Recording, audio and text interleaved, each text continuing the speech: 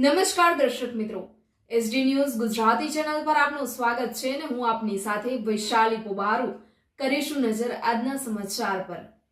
અંકલેશ્વરથી અંકલેશ્વરના ભટકોદરા ગામે આવેલ રાધે પાર્ક સોસાયટીના બંધ મકાનને તસ્કરોએ નિશાન બનાવી રૂપિયા 1 લાખથી વધુના માલમત્તાની ચોરી કરી ફરાર થઈ જતા જીઆઈડીસી પોલીસે તપાસ હાથ ધરી છે।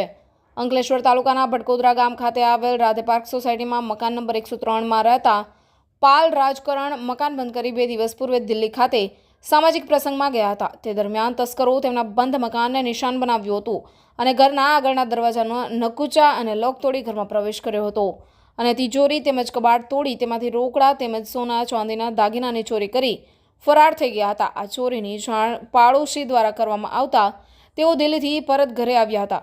આ અંગે જીઆઈડીસી પોલીસને જાણ કરતા પોલીસનો કાફલો ઘટના સ્થળ પર દોડી આવ્યો હતો।